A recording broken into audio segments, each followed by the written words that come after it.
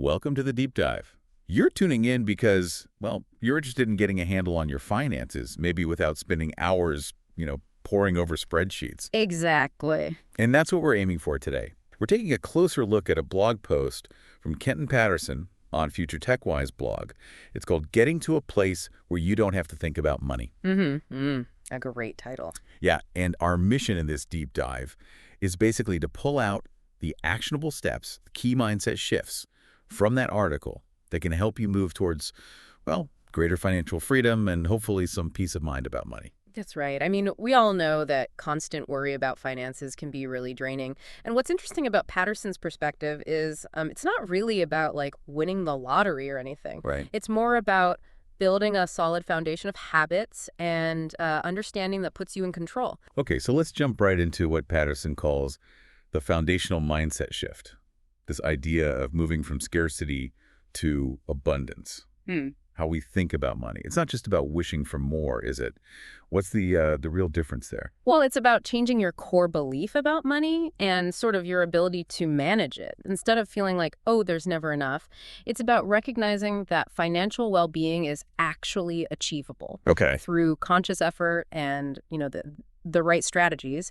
It's about believing you can improve your situation no matter where you're starting from. So once we kind of start to shift that perspective, what are the first practical steps Patterson recommends for, actually taking the reins? The very first thing Patterson emphasizes is getting a really clear picture of where your money is actually going. Okay. That means tracking both your income, all the money coming in, and your expenses, like every dollar going out. It might seem basic. That sounds simple. But until you have that clear data, it's really hard to make informed decisions. Right. It's like trying to navigate without a map, isn't it? Exactly. And from that tracking, the next logical step is creating a budget. Now, the word budget, I think, can sound really restrictive to people. How can we think about it in a way that feels more empowering, maybe? Yeah, that's a great point. Think of a budget more as a plan for your money. It's about intentionally deciding where each dollar goes, rather than just, wondering where it disappeared at the end of the month. This means categorizing your spending into needs, the essential stuff like housing, food, and wants, those non-essential but, enjoyable things. A good budget helps align your spending with what's really important to you. Okay. Some people find success with maybe the envelope system using cash. Others prefer digital tools.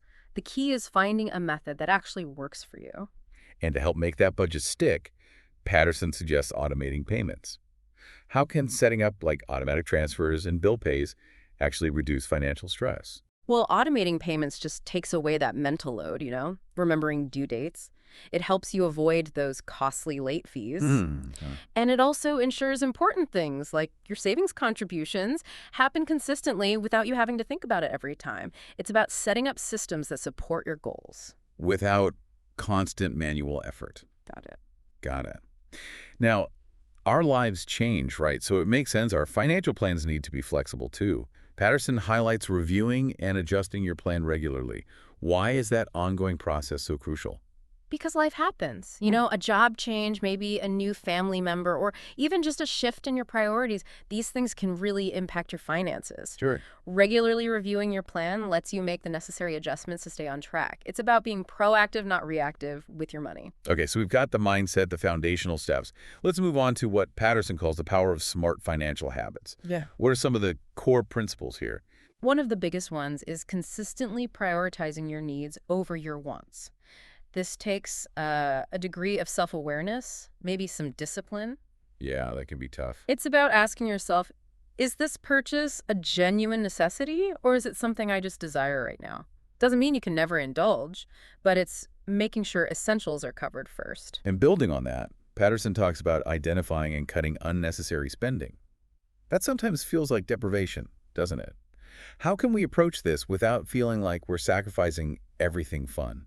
It's more about being mindful, really look at your tracked expenses. Ask yourself which purchases truly brought lasting value or happiness. Maybe that daily expensive coffee. Could you brew it at home sometimes? Or maybe there are subscription services you're paying for but hardly using. These little leaks can add up. For you listening, maybe think about just one area where you could trim a little without a huge lifestyle change. I think those recurring subscriptions are a perfect example. So easy to sign up for a free trial and then just forget. Oh, yeah. Paying for months for something you don't even use anymore. Exactly. Then, Patterson strongly advises against accumulating high-interest debt. Why is that such a critical piece? High interest debt, like credit card debt especially, can be incredibly damaging. The interest charges basically work against you, making it way harder to get ahead. Right. Every dollar you pay in interest is a dollar that can't be used for saving, investing, or, enjoying life. It's like a constant financial weight. Okay. And to give us a more concrete guideline, Patterson mentions the 70-20-10 rule. Yeah. Can you break down how that framework works? Sure. The 70-20-10 rule is a pretty simple way to think about allocating your after-tax income. The idea is roughly 70% goes to needs your essential living costs. Okay. Then maybe about 20% can go towards wants discretionary spending, entertainment, hobbies, that kind of thing. Right. And finally, the remaining 10% should ideally go to savings and debt repayment. Now, it's important to remember this is just a guideline. Needs adjusting, yeah. Absolutely. It might need tweaking based on your individual situation, your goals. If you have significant debt, for instance, you might need to put a much bigger chunk towards that initially. Got it.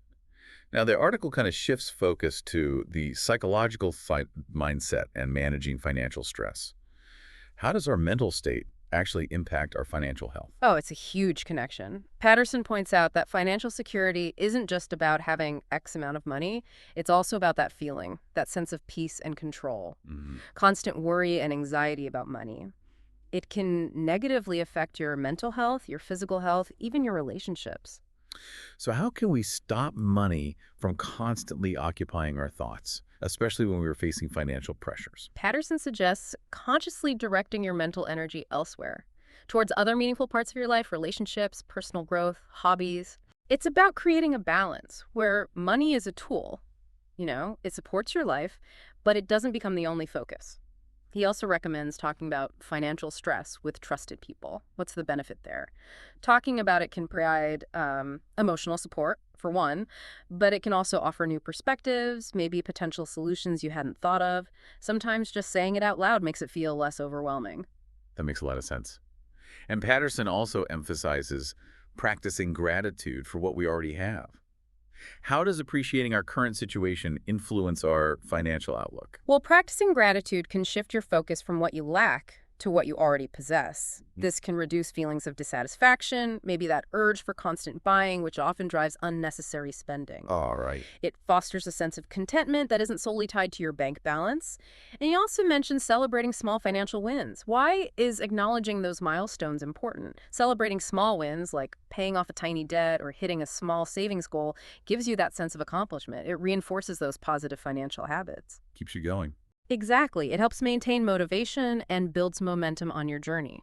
Now, Patterson's article brings in technology, using OnPassive as an example, particularly for businesses in New Zealand. How can tech actually contribute to this feeling of not constantly having to worry about money? Well, Patterson presents OnPassive as a platform using AI artificial intelligence to help businesses grow more efficiently. Think of it as like a suite of online tools that automate tasks. Like what kind of tasks? Things like digital marketing, customer interaction. For a business owner, this could mean spending less time on those repetitive marketing activities and maybe more time focusing on other parts of their business, or even just having more personal time. So it's about leveraging tech to automate some of the income-generating processes, maybe freeing up mental energy that might otherwise be spent worrying about marketing or sales. Precisely. For example, their platform might have tools to automatically optimize a website to attract more customers searching online. That's the AI for SEO part.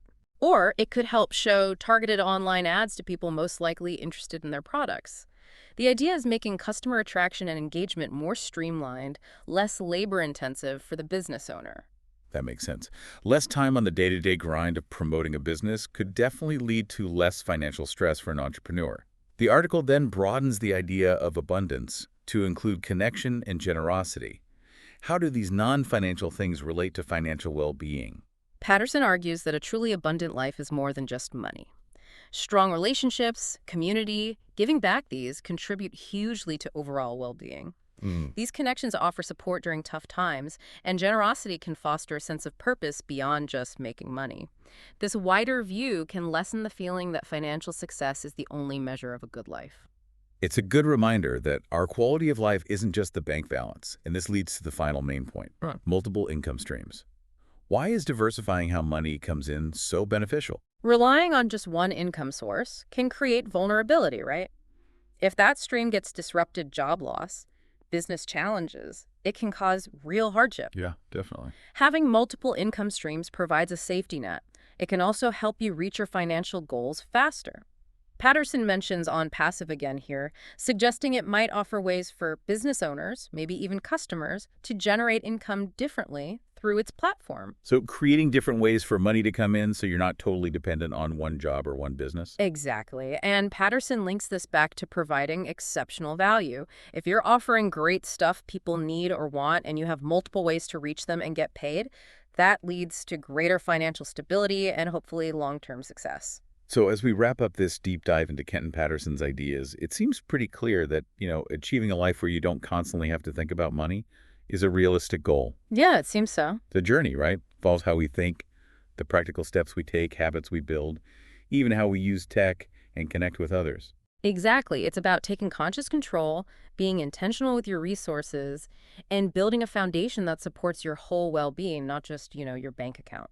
So for you listening, what's maybe one key takeaway from this discussion that resonates? What's one small action you could take today, maybe, to move a little closer to that place of greater financial peace? Yeah, maybe it's spending just 15 minutes tracking expenses, or perhaps it's having that conversation with someone you trust about your financial goals. And as you consider that, think about this final thought. What does financial freedom truly mean to you? Is it a specific number? Or is it more about a feeling of security, the ability to live life according to your values? That definition, that'll be your compass as you start this journey.